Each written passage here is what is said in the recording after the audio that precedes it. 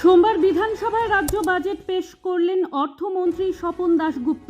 এই বাজেট জনমুখী, সরকারের সকল স্তরের মানুষের কথা ভেবে তৈরি হয়েছে এই বাজেট ঘোষণার পর উচ্ছ্বাস দেখা গেল শহরের বিজেপি কর্মীদের মধ্যেও। সোমবার দলীয় কার্যালয়ে এই উপলক্ষে সাধারণ মানুষকে মিষ্টিমুখ করানো হয়। কর্মসূচিতে উপস্থিত ছিলেন জেলা বিজেপি সভাপতি নিমাই কবিরাজ। তার কথায় এই বাজেট জনমুখী, সমাজের সকল স্তরের সাধারণ মানুষের কথা মাথায় রেখে তৈরি হয়েছে এই বাজেট। আগামী দিনের এর সুফল পাবে রাজ্যবাসী। এরই পাশাপাশি জেলায় 2টি নতুন দমকল কেন্দ্র ও একটি পৌরসভা গঠনের জন্য অনুমোদন দেওয়ায় রাজ্য সরকারকে ধন্যবাদ জানান তিনি। একই সঙ্গে এইমস রায়গঞ্জে গঠিত হবে বলেও আশাবাদী জেলা বিজেপি সভাপতি। আজকের কর্মসূচি আপনারা জানেন, আজকে বাজেট অধিবেশন। ভারতীয় জনতা পার্টির যে সরকার বিপুল সংখ্যা নিয়ে পশ্চিমবঙ্গে ক্ষমতায় এসেছে, সেখানে প্রথম বাজেটে বাজি মাত করেছে। কারণ সারা পশ্চিমবাংলা ব্যাপী সমাজের মানুষ এতদিন পর্যন্ত যেসব দাবিগুলো করে এসেছে, সমস্ত দাবি ভারতীয় জনতা পার্টি এই বাজেটের মাধ্যমে তুলে ধরেছে বা দিয়েছে। কোন জায়গায় দেয়নি? সর্বস্তরে, সেই সিভিক পুলিশ থেকে, গ্রিন পুলিশ থেকে শুরু করে, আশা কর্মী থেকে শুরু করে, অঙ্গনওয়াড়ি কর্মী, প্যারা টিচার, সর্বস্তরে বিধবা ভাতা, বার্ধক্য ভাতা, যুব ভাতা, মাতৃ ভাতা এবং মাতৃকালীন গর্ভ সন্তান হলে তার ভাতা থেকে শুরু করে রাস্তাঘাট, এমনকি আপনারা জানেন উত্তরবঙ্গে এইমসের আশ্বাস দিয়েছে। আমরা জানি সেটা উত্তর দিনাজপুর জেলাতেই হবে। এছাড়া মালদা এয়ারপোর্ট হবে, দক্ষিণ আপনার বালুরঘাটে এয়ারপোর্ট হবে। রাস্তাঘাট থেকে সর্বক্ষেত্রে যে জনমুখী বাজেট, সেই জনমুখী বাজেটকে সামনে রেখে মানুষের আশা আকাঙ্ক্ষা পূরণ করবার জন্য রাজ্য সরকার যে বাজেট করেছে, সেই বাজেটকে ধন্যবাদ জানিয়ে উত্তর দিনাজপুর জেলার পক্ষ থেকে আমরা খুশি হয়ে রাস্তায় দাঁড়িয়ে সাধারণ মানুষকে লাড্ডু বিলির মাধ্যমে আজকের এই বাজেটের যে উপহার পশ্চিমবাংলার মানুষকে দিয়েছে, তার জন্য আমরা লাড্ডু বিতরণ অনুষ্ঠান করলাম। শুভজিৎ দাসের রিপোর্ট, নিউজ বৃত্তান্ত।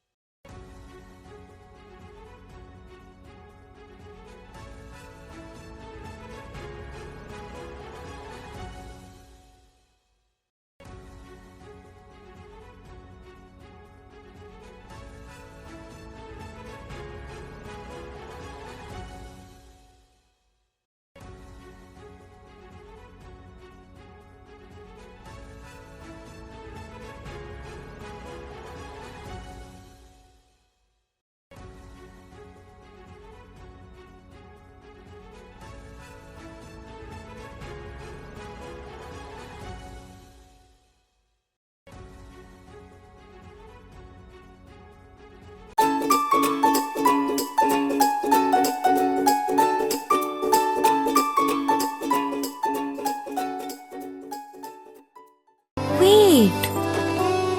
So this was your wedding look. Oh my god, Tammy, you look pretty. Dhaka থেকে যখন আইছিলাম, এ হগল আমার মা আমারে পরাইয়া দিছিল। It's so authentic, Tammy. I will go for this look. But what about my goina? সাদা রঙের রুমালটিতে গোলাপি রঙের কাজ, সব মিলিয়ে দারুণ হবে নতুন কনের সাজ।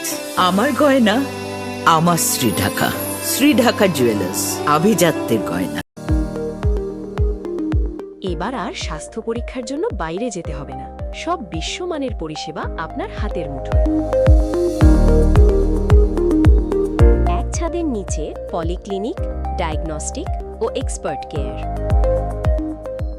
অপোলো হসপিটালসের কলকাতা, বেঙ্গালুরু, চেন্নাইয়ের বিশেষজ্ঞ ডাক্তারদের সাথে সব জটিল সমস্যার সমাধান।